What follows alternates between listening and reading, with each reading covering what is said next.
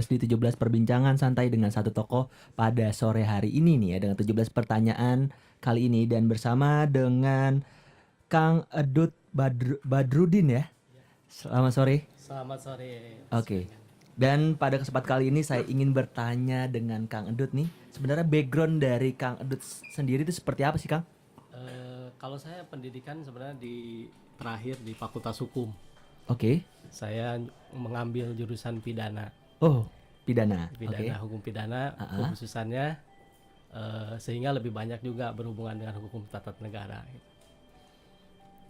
Oke, pada kesempatan ini Akang merupakan salah satu caleg dari Partai Gerindra Iya. yang merupakan di kota Sukabumi yang mewakili Kecamatan Cikole dan Citamiang. ya Kang ya. Iya. Kalau sendiri kenapa sih alasan Kang Edut sendiri untuk bergabung bersama Partai Gerindra sebenarnya? Iya, karena Partai Gerindra lah yang membawa perubahan.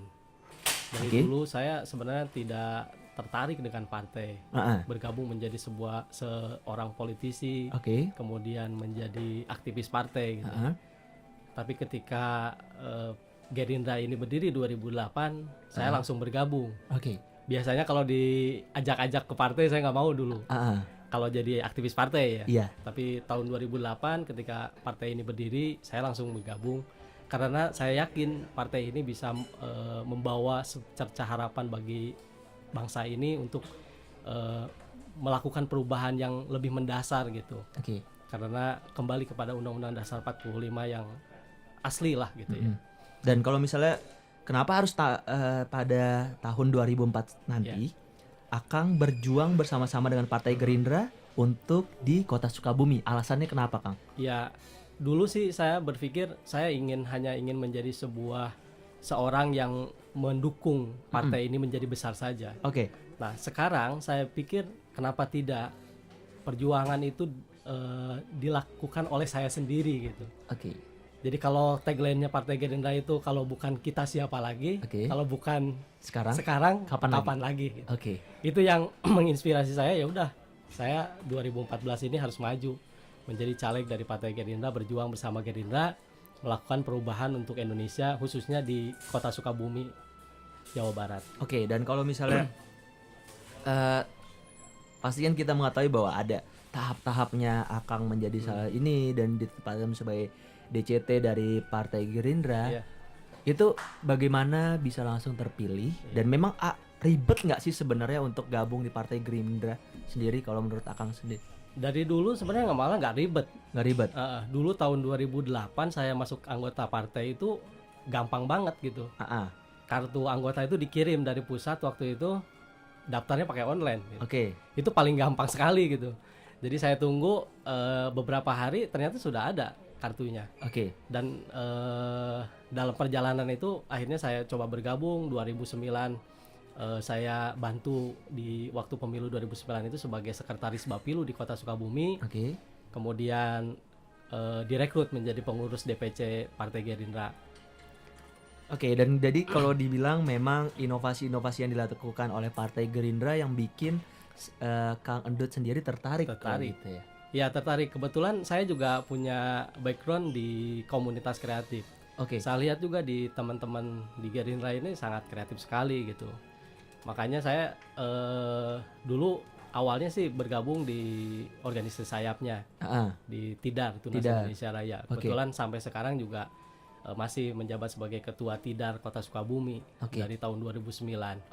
Nah, di TIDAR sendiri banyak hal-hal yang membuat saya betah lah gitu ya, karena banyak inovasi, banyak terobosan-terobosan dari Partai Gerindra ini. Oke, kalau dari segi terobosan dan inovasinya, kalau Akang merupakan salah satu ketua dari organisasi sayap dari Partai Gerindra, seperti apa Kang? Biar masyarakat tahu. Keunggulan di teknologi misalnya. Iya. Tidak semua partai yang menguasai teknologi atau yang memanfaatkan teknologi ini untuk berjuang dalam politik gitu ya. Misalnya melalui media-media sosial. Kita sudah tahu sendiri lah bahwa Partai Gerindra memang yang paling besar kan fansnya di Facebook misalnya. Kemudian di Twitter juga aktif, full tweet kan tiap hari dan sebagainya. Itu juga memberikan pencerahan bagi masyarakat, termasuk bagi saya untuk terus berjuang tanpa pandang mundur, menyerah, untuk terus berjuang, melakukan perubahan. Kalau kita berbicara kalau misalnya Akang ngelihat Partai Gerindra sendiri itu, menurut dari kacamata Akang itu seperti apa sih sekarang ini? Partai Gerindra menurut saya partai yang punya kans yang besar untuk melakukan perubahan, dan itu ditentukan 2014 gitu. Makanya 2014 ini kita harus habis-habisan lah, sebagai pejuang politik di partai, kita harus berjuang habis-habisan, karena kalau dia tidak 2014 ini kapan lagi gitu. Kita masa nunggu 5 tahun yang akan datang. Kita harus lakukan perubahan itu, kita harus buat rakyat ini sadar bahwa perubahan itu sudah di depan mata. Kalau dari 2014. Kalau kita ingin bertanya nih dengan Kang Adut, sebenarnya kalau ngelihat Indonesia sekarang ini menurut Akang seperti apa sih, Kang? Indonesia sejak reformasi ini tidak banyak berubah ya. Bahkan menurut saya stagnan ya. Saya kebetulan pas waktu kuliah itu memang pas aktivis 98. Saya masuk kuliah tahun 96. Jadi 98 saya turun ke jalan gitu ya. Saya ketua senat mahasiswa fakultas gitu ya. Jadi tuntutan reformasi waktu itu sampai dengan sekarang sudah hampir 15 tahun tidak banyak berubah gitu. Bahkan makin semrawut gitu ya. Tidak ada perubahan-perubahan mendasar bagi rakyat, terutama soal keadilan ya, kesejahteraan rakyat gitu. Kita masih dijajah ekonomi oleh asing gitu. Padahal itu yang kita tuntut tahun 98 loh. Yang kita tuntut tahun 98 sebagai aktivis itu ekonomi ini berdaulat gitu. Sampai detik ini ekonomi ini berdaulat. Nah, harapannya ya bagaimana Partai Gerindra dan Prabowo ini bisa membawa itu, harapan itu gitu. Kalau Kang Adut sendiri melihat sosok dari Pak Prabowo Subianto itu seperti apa kalau dari kacamata Kang Adut sendiri? Pak Prabowo punya sosok yang bagi saya bisa menjadi panutan. Salah satu adalah idealismenya. Idealisme yang beliau pegang teguh, kemudian konsisten gitu ya, terus-terusan diperjuangkan. Ya salah satunya yaitu mengenai kedaulatan ekonomi negara kita lah gitu ya. Bahwa Indonesia itu harus menjadi milik rakyat Indonesia gitu. Apapun yang ada di Indonesia itu harus dikuasai oleh rakyat Indonesia, dan itu yang saya tahu dari tahun 98 sampai sekarang yang konsisten memperjuangkan itu ya beliau itu gitu. Makanya saya tetap ingin berjuang dengan Partai Gerindra dan Pak Prabowo untuk melakukan perubahan 2014 itu gitu. Dan nanti kita bakal sambung lagi pertanyaan kita tentang perbincangan kita ini ya, yang agak sedikit panas dengan Kang Adut Badrudin kali ini. Dan tetap stay tune terus di Indonesia Raya FM di programnya PSD 17 sampai 1 jam ke depan.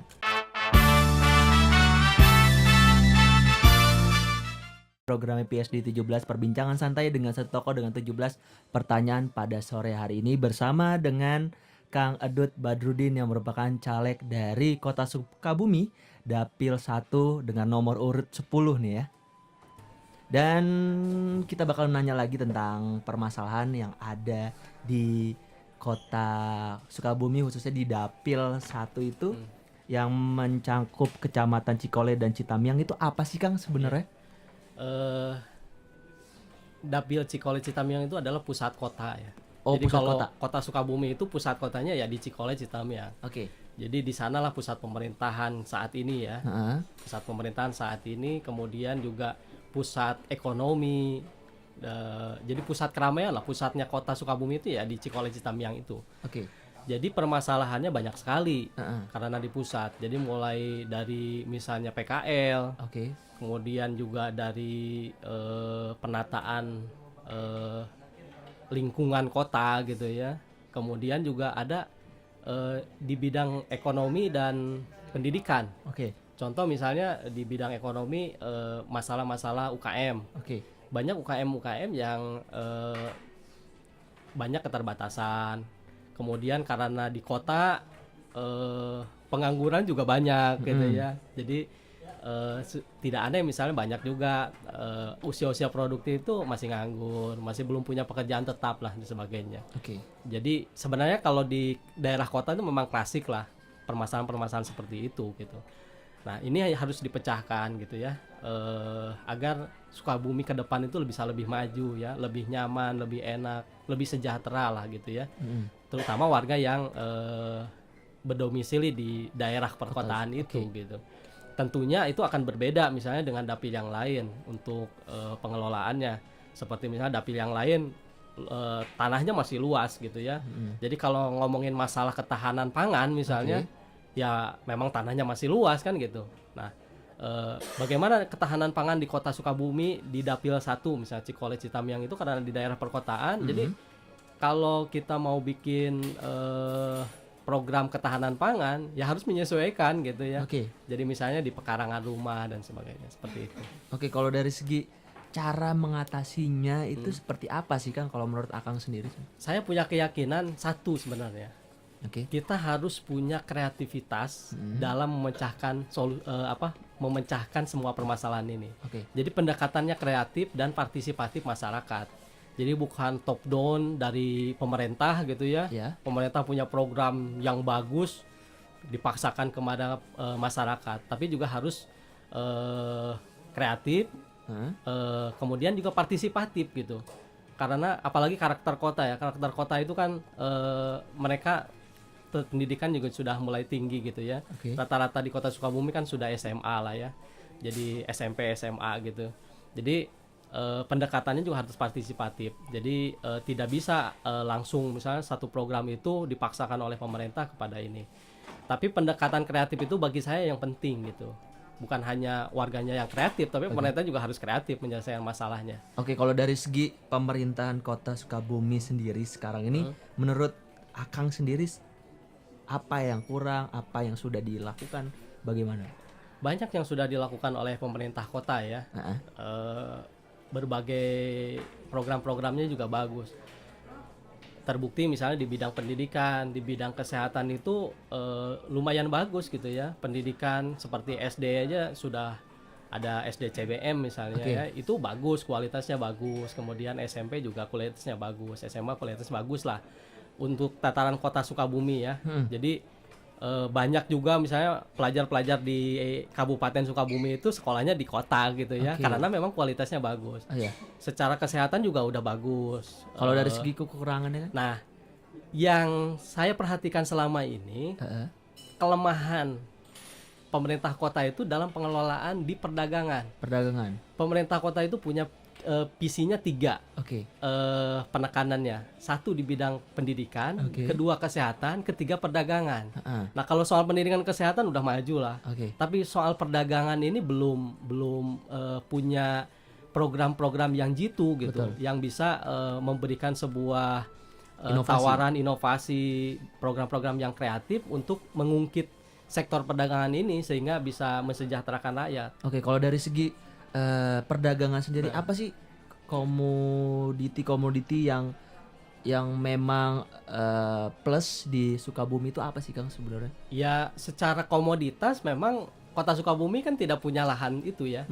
Jadi kota Sukabumi pada akhirnya bukan produsen komoditas tertentu gitu. Jadi komoditas itu disuplai oleh daerah-daerah penyangga. Kalau misalnya bisa dibikin, kira-kira Sukabumi itu bisa membuat apa kalau misalnya itu? Makanya saya kebetulan dalam kerangka kampanye itu seperti program ketahanan pangan misalnya ya. Saya menekankan bahwa kita harus punya ketahanan pangan di rumah tangga.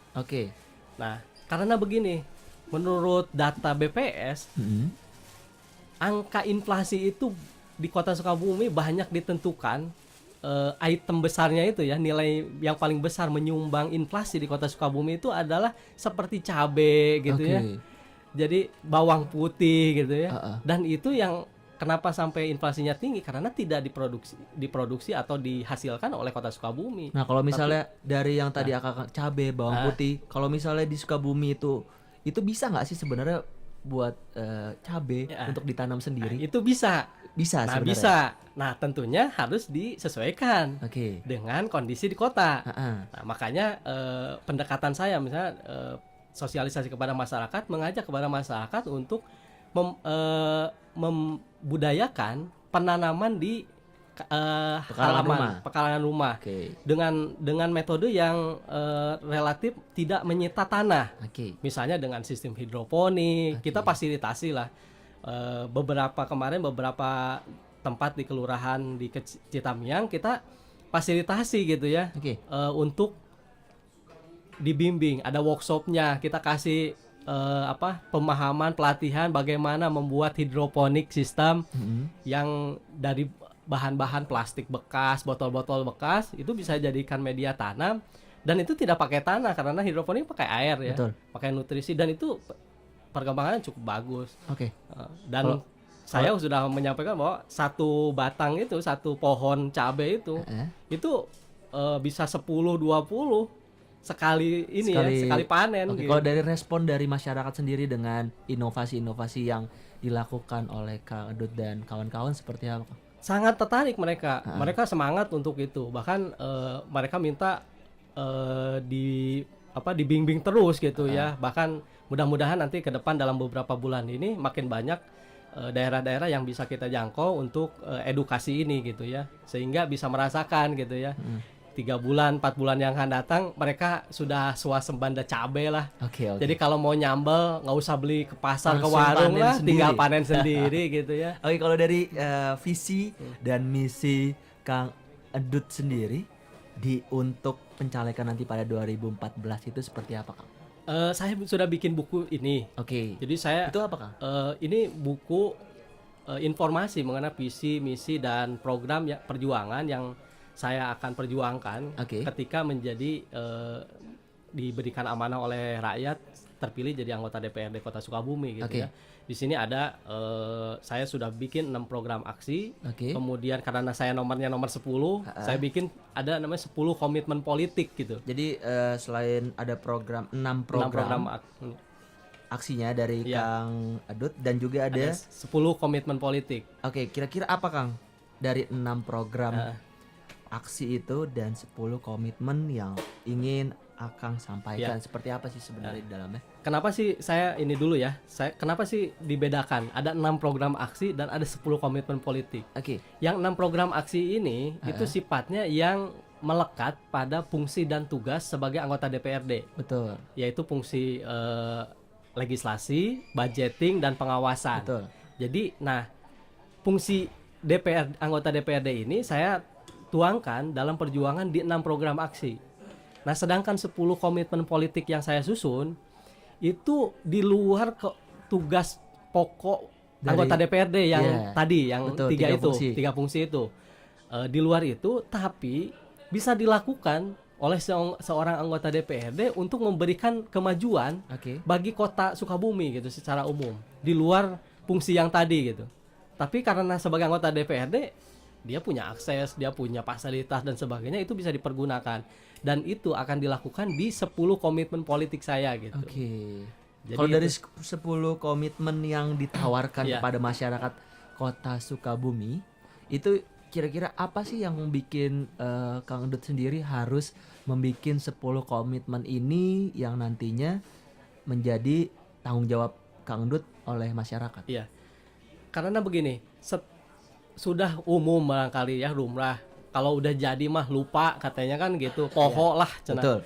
Kalau udah jadi mah, nah makanya bikinlah ada namanya komitmen, janji politik, komitmen politik bahwa kalau saya jadi saya akan melakukan ini gitu. Contoh misalnya dari 10 komitmen itu ada yang pertama itu 1, rutin dengarkan aspirasi rakyat.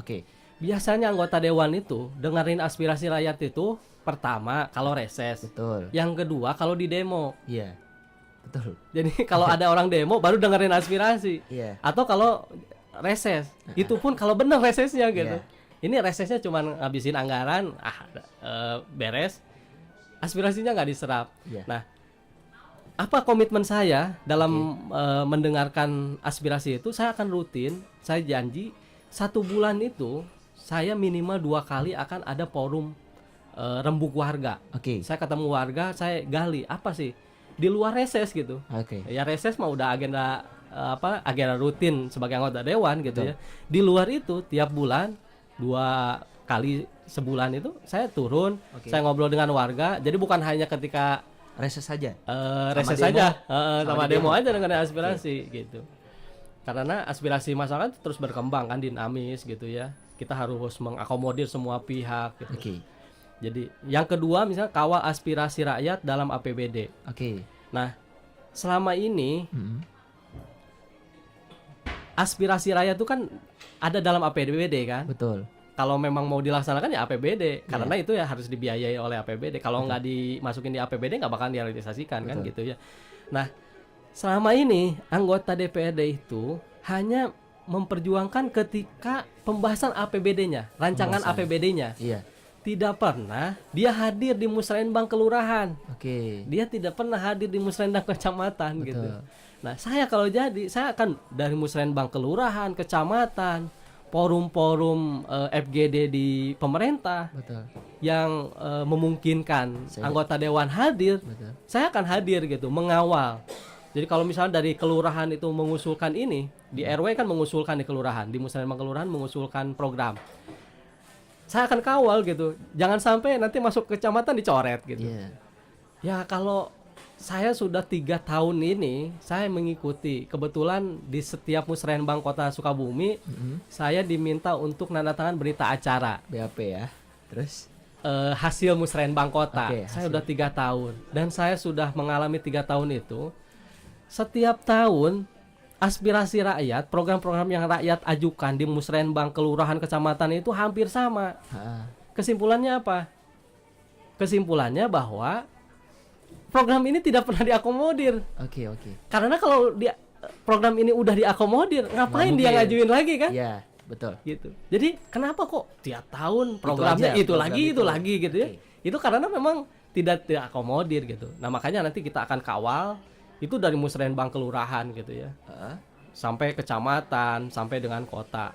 Ya kalau pembahasan APBD mah udah jelas itu mah. Hak prerogatif dari anggota DPRD tupoksinya memang budgeting kan gitu ya.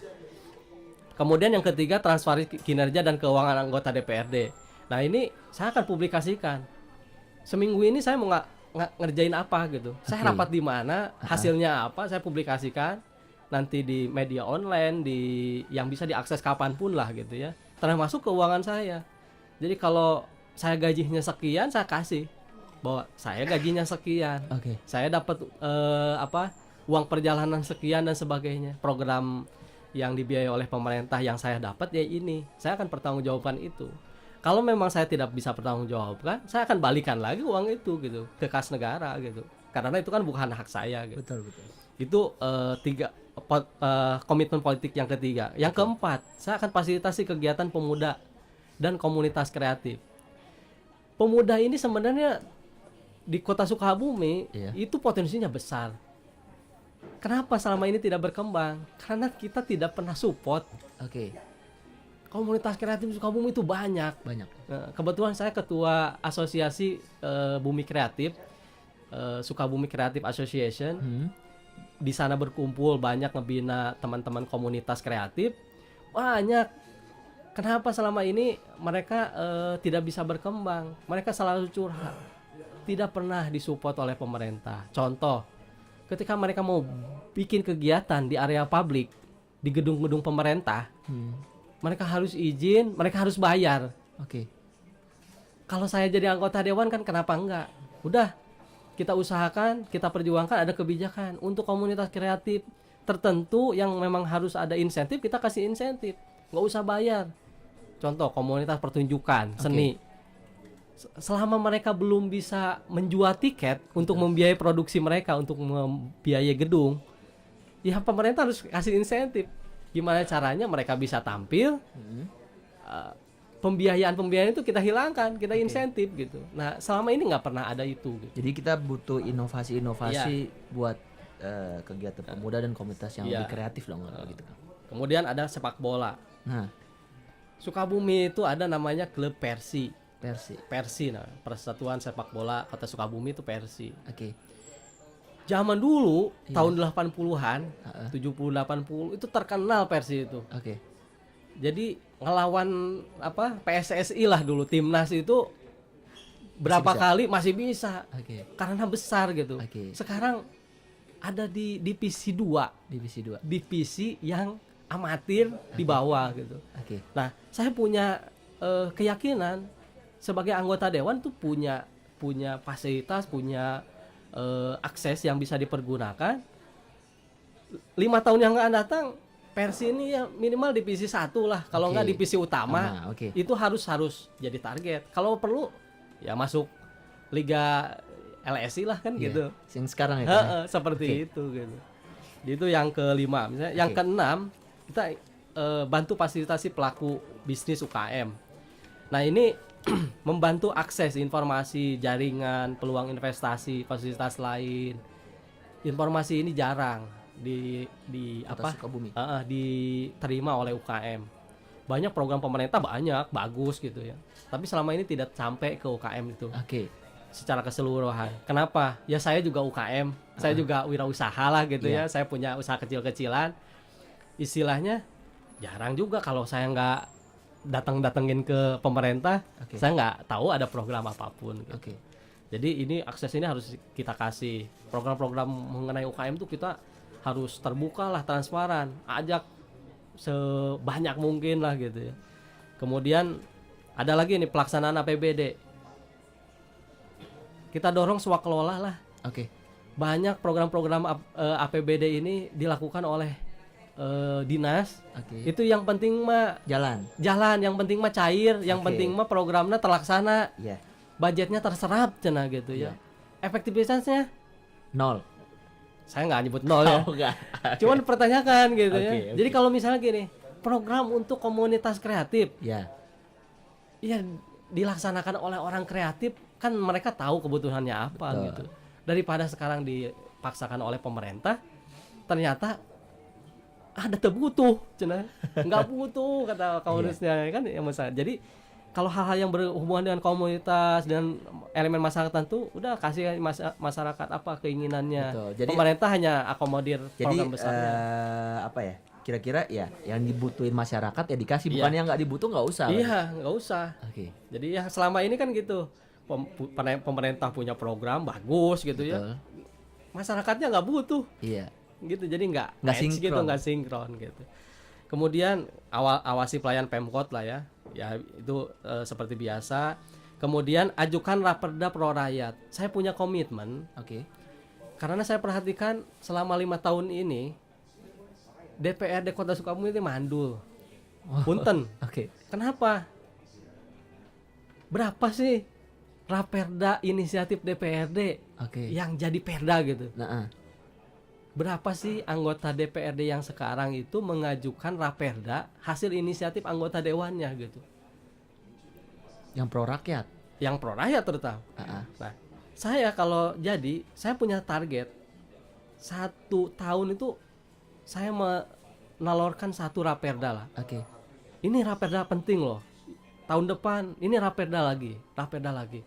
Memang di aturan untuk membuat raperda itu cukup agak rumit gitu ya.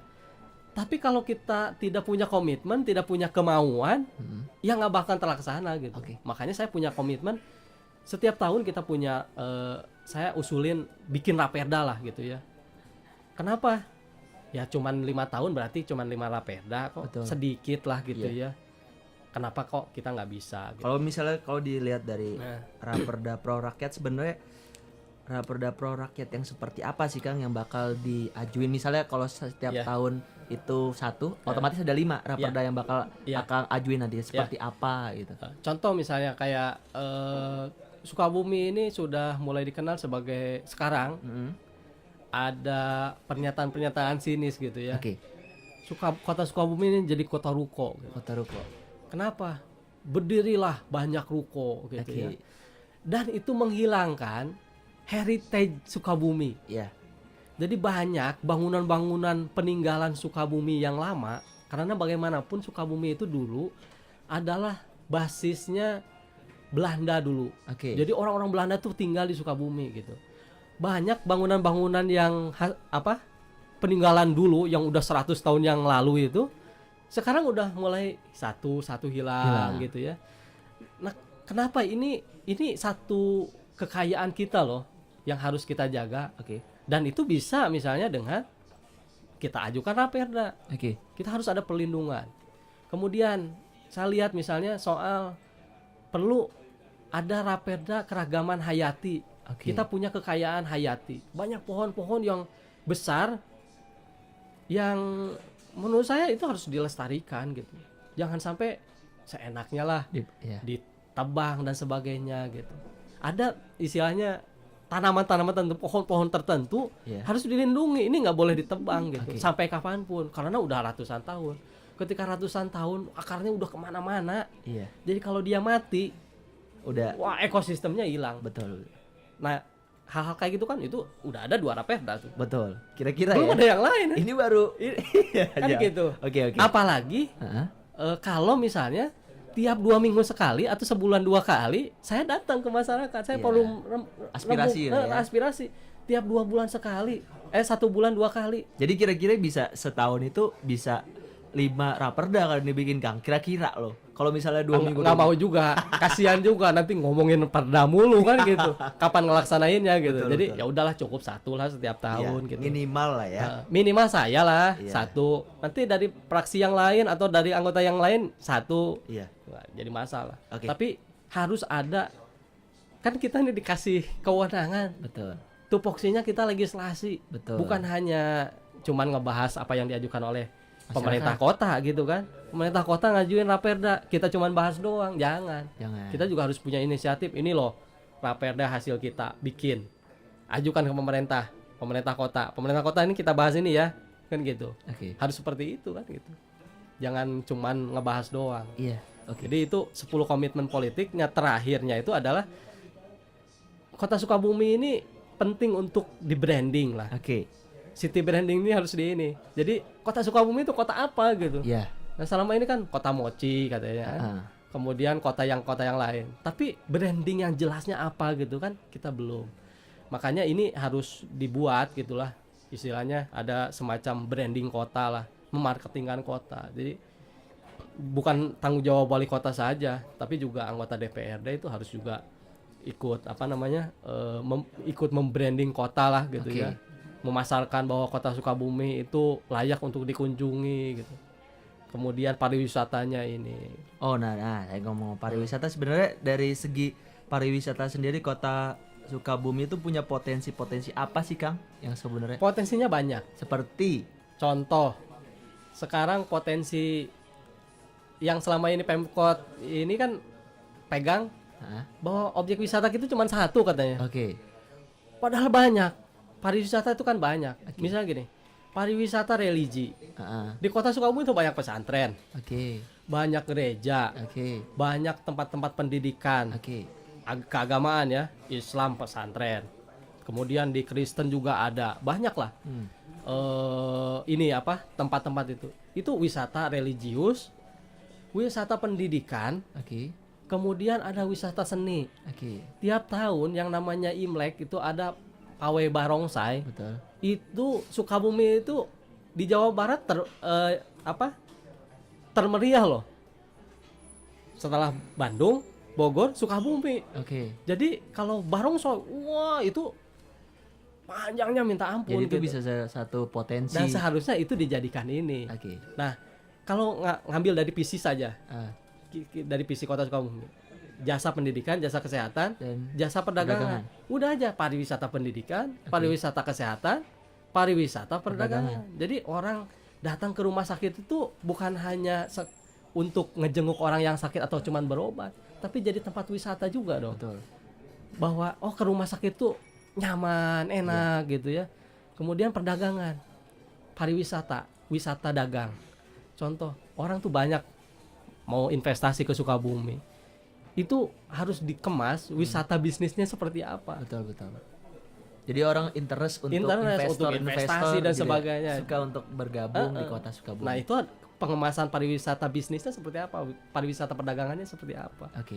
Jadi bukan ngomongin pariwisata itu cuman objek wisata gitu, bukan. Gitu. Benar ya. Jadi kira-kira banyak sekali maksudnya pengertian pariwisata itu bukan dari segi laut, dan ternyata kalau kita dari visinya itu dari 3 visi yang dipunyai kota Sukabumi itu bisa menjadi rekreasi, jadi pariwisata juga. Pariwisata juga, bahkan bisa di macam-macam kan. Bener ya, sebenarnya. Pariwisata pendidikan aja bisa berapa cabang gitu. Okay. Pariwisata pendidikan apa? Pariwisata pendidikan contoh misalnya banyak loh. Bikin ada namanya Balai Barudak misalnya, itu kan ngelukis anak-anak gitu ya. Betul. Hal kayak gitu kan itu wisata pendidikan. Betul. Ya tadi pesantren. Iya. Dibikinlah pesantren itu eye-catching lah gitu ya. Iya. Jadi orang mau berwisata gitu. Ke sana. Apa wisatanya? Pendidikan. Pesantren kan gitu. Iya. Atau ada tempat-tempat pendidikan di gereja misalnya, di umat Kristen tuh ada beberapa biara gitu ya, yang bagus menurut saya untuk dikembangkan gitu.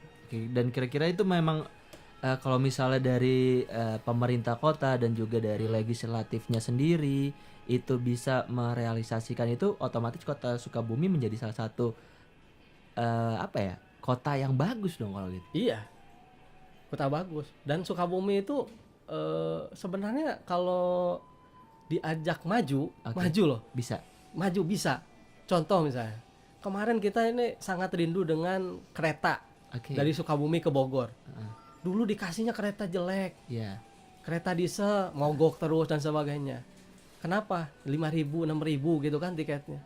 Tapi ketika misalnya sekarang udah sebulan nih, warga Sukabumi dikasih kereta namanya KA Pangrango, Sukabumi Bogor. Mahal.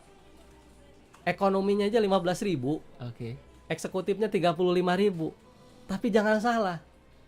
Setiap perjalanan itu penuh terus. Rame terus. Seneng gitu. Dan itu kan pariwisata juga. Gitu.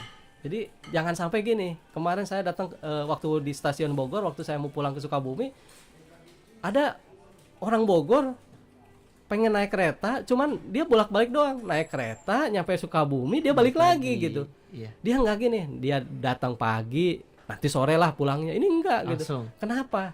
Karena bagi dia, nggak tahu ya Sukabumi apa yang mau dilihat kan gitu. Betul. Kalau tahu, pasti dia mampir. Dia pasti mampir gitu. Iya. Dia pasti, ya udah nanti saya ngambilnya yang sore deh pulangnya kan gitu. Ini enggak, karena cuma ngerasain keretanya doang kan gitu.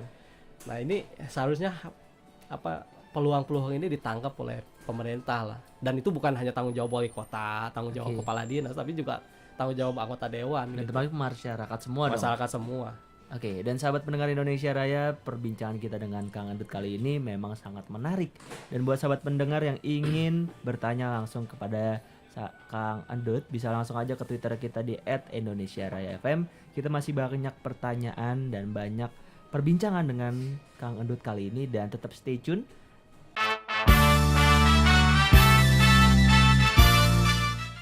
Kita masih bersama dengan Kang Endut Badrudin, merupakan salah satu caleg dari kota Sukabumi nih ya, dengan nomor urut 10. Dan mengingat tingginya sosialisasi yang Kang Endut lakukan nih Kang, cara-cara seperti apa sih yang dilakukan Kang Endut sendiri untuk sosialisasi ke dapil Kang Endut itu sendiri? Iya. Biasanya saya lakukan dengan pendekatan person to person. Ya pertama terhadap teman-teman saya lah, keluarga, kerabat dan sebagainya yang kenal saya dulu kan gitu. Kita yakinkan mereka bisa menerima saya dengan berbagai programnya. Yang kedua, merealisasikan program-program yang saya janjikan gitu. Jadi tadi ada 6 program aksi misalnya. Jadi saya turunkan 6 program aksi itu, walaupun saya belum jadi anggota dewan, saya realisasikan sekarang gitu ya, contoh-contohnya gitu ya. Jadi model-modelnya seperti itu. Jadi kalau tadi misalnya soal ketahanan pangan gitu ya di keluarga gitu ya, dengan berkebun di pekarangan, ya saya praktekkan seperti itu pendekatannya kepada masyarakat dengan mengedukasi masyarakat untuk belajar bertanam di pekarangan, memanfaatkan pekarangan yang seadanya gitu ya. Kemudian seperti kemarin saya karena saya peduli dengan warung rakyat, pedagang kecil ya, kemudian buruh lepas, itu saya kemarin meluncurkan kartu jam sostek bagi mereka. Jadi kita daftarkan mereka di jam sostek sehingga mereka punya jaminan kecelakaan kerja, atau kalau mereka meninggal mereka ada. Nah, jam sostek ini kan kalau mereka bukan pekerja nggak memiliki kan. Nah, selama ini mereka tidak tercover itu. Pemerintah juga tidak punya program itu gitu, peduli itu. Seperti warung kecil itu mereka pemerintah selama ini tidak ada program. Tapi minimarket semakin mendesak mereka. Betul. Nah, akhirnya mereka kan banyak terjebak oleh Kosipa, Koperasi Simpan Pinjam, dan selama ini ketika datang ke grassroots gitu, ke masyarakat, yang dikeluhkan salah satunya itu ketika misalnya dengan pedagang kecil gitu ya, dengan UKM, dengan warung rakyat itu mereka mengeluhkan itu, Pak, gimana caranya saya tidak terjerat lagi oleh Kosipa gitu ya. Ada nggak solusi? Nah, kita kasih solusinya gitu ya. Jadi Pak, ya udah, bagaimana Bapak bisa bekerja dengan tenang, bekerja dengan terjamin gitu ya, nggak berpikir apa-apa gitu ya. Ya usahanya juga pasti lancar lah. Makanya saya kemarin luncurkan, mereka daftarkan di jam sostek, mereka punya jaminan kecelakaan kerja, kita cover kesehatannya. Kalau mereka meninggal kita kasih nanti ada santunan gitu, jaminan santunan. Nanti dikolaborasikan dengan Kesira, dengan ambulannya dan sebagainya gitu ya. Kemudian ada juga warung rakyat. Gimana supaya tidak ini Kosipa? Kenapa saya bilang mereka ke Kosipa? Karena gampang, nggak usah pakai agunan, dia sudah dapat pinjaman. Nah, saya kasih solusi. Oke, Bu, Pak, kita mau nggak saya tawarkan satu pinjaman dengan bank umum. Itu tanpa agunan gitu. 1 juta sampai 10 juta mau nggak gitu. Itu tanpa agunan kok. Ternyata mereka antusias, mereka mau, saya urus. Dan tidak ada agunan sama sekali. Tapi saya sarankan supaya mereka juga mendidik mereka juga untuk melakukan pembayaran tepat waktu dan sebagainya. Ya contoh, ketika saya merekomendasikan mereka untuk dapat pinjaman di satu bank umum itu, tanpa agunan, bukan BPR ya, bank umum ini. Mereka saya kasih advice gitu. Bu, Pak, kalau Bapak sepertinya itu cukup dengan 2 juta gitu. Jangan ngambil yang 5 juta. Walaupun dia ke 5 juta, saya tetap sarankan 2 juta aja. 2 juta juga saya kasih masukan. Ini 2 juta itu Ibu harus olah seperti ini gitu. Saya bikin buku lagi. Di sini ada bukunya, saya nggak bawa. Di sini ada artikel-artikel yang dia bisa baca, gimana ngelola warung gitu ya. Kemudian gimana mereka bisa mengembangkan usahanya gitu ya. Jadi pelayanannya sehingga mereka bisa bersaing dengan minimarket gitu ya.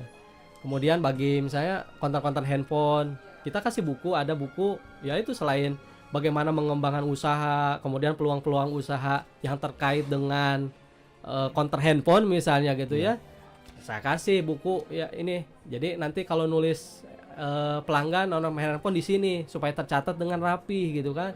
Jadi ini database loh Pak. Jadi ketika ini ada database, Bapak harus manfaatkan ini untuk supaya mereka beli terus ke kita gitu, ke mereka ini gitu. Jadi bukan hanya dikasih solusi pendanaan, tapi juga dikasih solusi untuk bagaimana mereka usahanya maju. Bahkan dengan bank umum itu kebetulan ada satu grupnya juga ada finance. Kita tawarkan, mau nggak warungnya di branding dengan finance itu. Jadi kalau ada yang mau pinjam ke bank, jaminan BPKB misalnya gitu ya, lewat warung itu. Mereka kan dapat fee. 200.000, 300.000 per nasabah kan lumayan. Itu bisa untuk cicilan per bulan mereka gitu. Jadi kalau 1 atau 2 1 bulan aja udah nutup gitu. Jadi hal-hal gitu kita kasih solusi-solusi itulah. Nah, ternyata antusias dari masyarakat dengan memberikan solusi seperti itu gitu. Jadi Ya pendekatannya itu aja, door to door. Saya bawa buku ini, saya jelasin gitu ya. Bahwa program ini ibu pengennya apa programnya? Ini ada programnya, saya jelasin. Kasih saya solusinya dan sebagainya. Jadi termasuk tool mereka gitu. Oke. Jadi ada juga UKM. Pak, saya udah jalan usahanya gitu. Terus apa yang kendalanya? Coba lihat produknya. Ketika dilihat produk, oh dia sudah pakai sealer gitu ya. Tapi wah, kemasan produknya kurang bagus nih. Oke. Bu, saya tawarkan, Bu, mau nggak kita bikin desain kemasannya kita bikinin supaya lebih bagus, supaya lebih enak lah dipandang gitu ya. Oh boleh, kita kasih bikinin gratis, bikinin.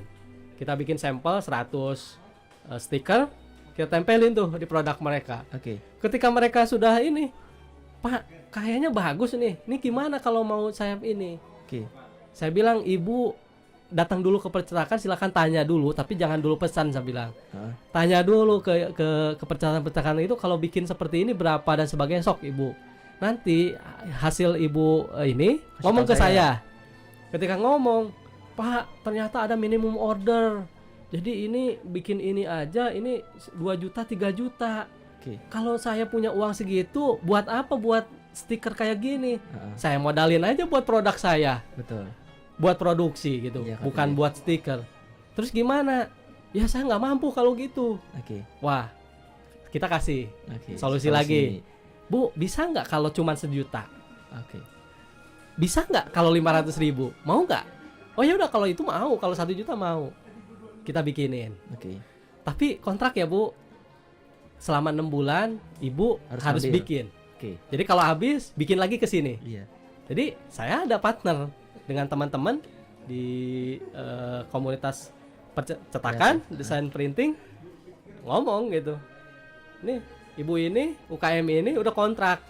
Jadi kalau dia habis, dia ini anggap aja minimum ordernya cuman diambilnya selama 6 bulan kan. Betul. Gitu. Sebenarnya harganya sama aja gitu, cuman pembayarannya dicicil gitu. Jadi yang seharusnya 3 juta langsung, dia enggak. 1 juta dulu. Nanti habis dia pesan lagi, dikasih lagi, dia bayar 1 juta lagi kan gitu. Jadi menurut saya yang paling efektif itu memberikan solusi lah. Daripada sekarang bikin apa? Baliho, spanduk. Dan kalau misalnya di setiap Kang Endut sekali sosialisasi, apa sih pertanyaan, maksudnya harapan dari masyarakat sendiri kalau misalnya nanti Kang Endut jadi Bapak harus perjuangkan ini, itu apa Pak? Kebanyakan dari masyarakat sendiri. Ya biasanya soal pendidikan ya anak-anak. Yang kedua soal lapangan pekerjaan.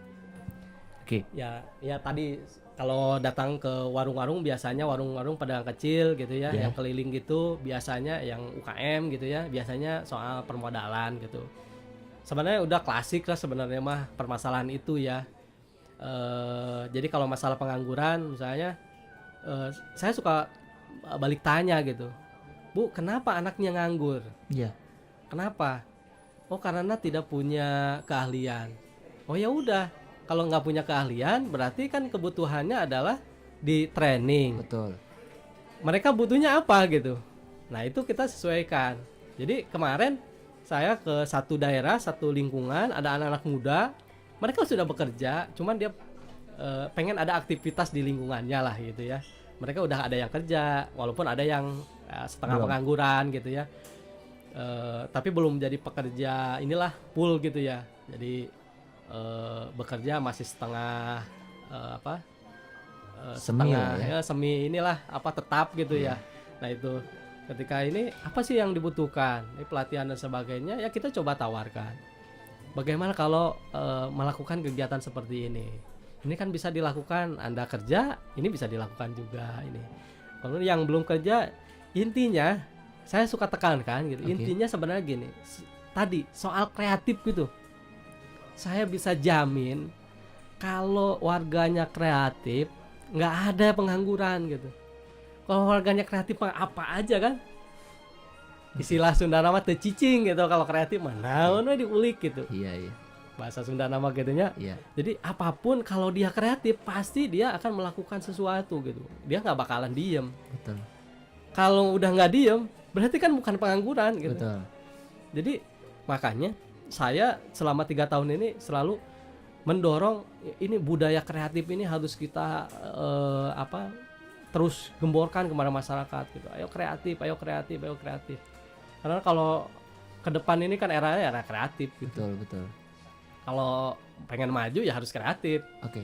Ya kalau nggak mau pengen maju jangan kreatif kan gitu. Iya. Dan kalau nih pertanyaannya gini Kang.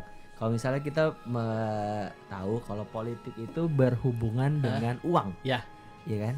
Nah, sebenarnya cara inovasi-inovasi yang Kang Endut lakukan itu seperti apa untuk menghadapi pencalekan pada 2014 sekarang ini, Kang? Iya, kalau berpolitik memang membutuhkan uang ya, membutuhkan dana dan logistik. Saya cetak ini juga membutuhkan logistik. Oke. Cuman kan saya sudah punya komitmen, kebetulan ibu saya yang wanti-wanti. Iya. Jadi ketika ngerestuin saya untuk maju, dia wanti-wanti. Gaji kamu kalau jadi anggota dewan berapa sih? Iya. Ini. Ya udah, ibu mah minta kamu boleh nyalek, tapi jangan keluar uang lebih dari sekian ya. Iya. Saya langsung mikir gitu. Waduh, nggak boleh keluar uang segitu. Dihitung-hitung, biasanya caleg yang jadi itu 10 kali.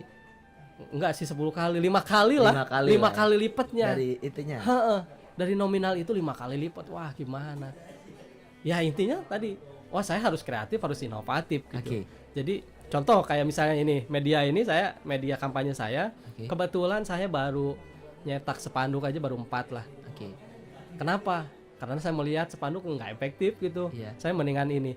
Nah, saya cetak ini, saya nggak cetak langsung. 1000 misalnya. Saya nggak, saya malah print sendiri gitu. Oh, jadi ini produk sendiri. Produk sendiri. Ini saya cetak sendiri.